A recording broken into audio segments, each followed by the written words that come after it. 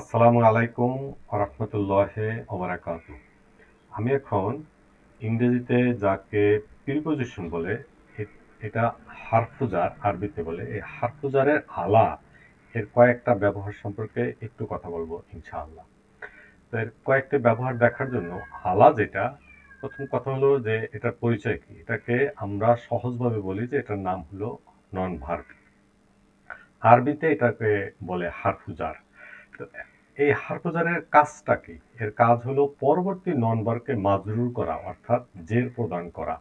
এর অর্থ কি? অর্থ কয়েকটা হয়, বিভিন্ন সময় বিভিন্ন ভাবে হয়। যেমন উপর বা উপরে বা উপরিভাগে, ভর করা, দায়িত্বে থাকা মানে কর্তব্যে থাকা ইত্যাদি বিভিন্ন সময় বিভিন্ন ধরনের অর্থ প্রদান করে। তবে এটা প্রসঙ্গ ভেদে ভিন্ন হয়। সবসময় যে কোনটা কি হবে সেটা বুঝতে হবে, তার প্রসঙ্গটা কোন প্রসঙ্গে বলা হচ্ছে। কিন্তু কেন? এটা ভিন্ন অর্থ কেন? এটা বোঝার কোনো উপায় আছে কিনা? হ্যাঁ, আছে আলহামদুলিল্লাহ। এরকম কয়েকটা উপায় আমরা এখন একটু দেখার বা বোঝার চেষ্টা করি। সেটা হলো আলা এর সাথে যদি যুক্ত সর্বনাম আসে, যেমন আলা এর সাথে যদি যুক্ত সর্বনাম আসে, তখন এখানে অর্থটা হয় দায়িত্ব, কর্তব্য বা বাধ্যবাধকতা, এরকম একটা বোঝায়। আমরা একটু উদাহরণের সাহায্যে বুঝি, তাহলে আমাদের এই বিষয়টা বেশি ক্লিয়ার হবে। সূরা বাকারার ১৮৩ নম্বর আয়াতে এটা এই অংশটুকু আছে, কুতিবা আলাইকুমুস সিয়াম। এখানে এই যে আলা, এটা হলো হরফ জার, আর সাথে আছে যুক্ত সর্বনাম কুম। যুক্ত সর্বনাম কুম, তখন এটার অর্থ হয় তোমাদের উপর রোজা ফরজ করা হয়েছে। আলাইকুম, আলা অর্থ উপরে, কুম হলো তোমরা, তাহলে কুম তোমাদের উপরে, তোমাদের উপরে কুতিবা লেখা হয়েছে। এই যে কুতিবা আলাইকুমুস সিয়াম, তোমাদের উপরে রোজা ফরজ করা হয়েছে। এখন এটা বুঝবো কিভাবে যে এখানে যে ফরজ এই কথাটা, এটা বোঝার জন্য যে এটার উপায় কি একটু খেয়াল করি, একটা ক্লু দিচ্ছি। সেটা হলো আলা এর সাথে যদি মানুষ বা জীবিত কোনো সত্তা বোঝায়, তখন এই বাধ্যবাধকতা বা দায়িত্ব বা কর্তব্য, এরকম একটা অর্থ হয়। আমরা আরো একটা উদাহরণের সাহায্যে এটা বোঝার চেষ্টা করি।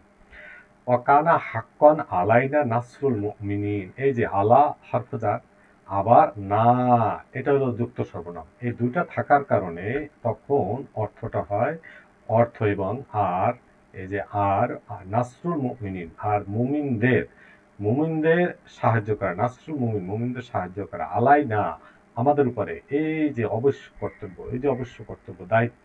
এই কথাটা আসলো কেন? যে আলার সাথে যখন হারফুজার যুক্ত সর্বনাম আসলো, তখন এই অর্থটা হলো। আবার আমরা যদি আরো একটা উদাহরণ দেখি, ও আলাইকুম আনফুসা কুম, এই যে আলা এর সাথে কুম আছে, আলা এর সাথে আছে কুম, তখন এর অর্থটা হচ্ছে তোমাদের দায়িত্ব তোমাদের উপরে, অর্থাৎ তোমাদেরকে তোমাদের নিজেদেরই সংশোধন হতে হবে, নিজেদেরকেই সংশোধন করতে হবে। আলহামদুলিল্লাহ।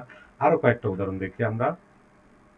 অস্তাওয়া আলাল আরশ, আলাল আরশ, এখানে আলা অর্থ উপরে, আর আরশ তো আরশ, কিন্তু এই যে তিনি আরশের উপর প্রতিষ্ঠিত হয়েছেন, এটা দ্বারা কোন একটা স্থান বোঝাচ্ছে। এই আলাল আরশ, এটা দিয়ে এই আলা থাকার পরেও এখানে স্থান বোঝাচ্ছে। আবার তাওয়াক্কালতু আলাল্লাহি, তাওয়াক্কালতু আমি, আমি, এই যে আলা এর সাথে আছে আল্লাহি, যার মাদরুপ।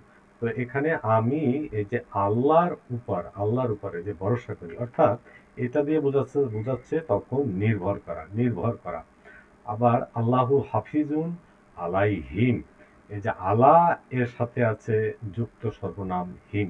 এখানে যেহেতু আল্লাহু হাফিজুন, আল্লাহ হলো মুবতাদা, হাফিজ হলো খবর, আলাইহিম যার মাজরুর মিলে এটার সাথে খবর, তখন এখানে আল্লাহ হলেন তাদের উপরে রক্ষক, রক্ষক। তখন এখানে একটা নিয়ন্ত্রণ বা কর্তৃত্ব বোঝাচ্ছে, অর্থাৎ আল্লাহ হলেন তাদের উপরে নিয়ন্ত্রণকারী বা রক্ষক।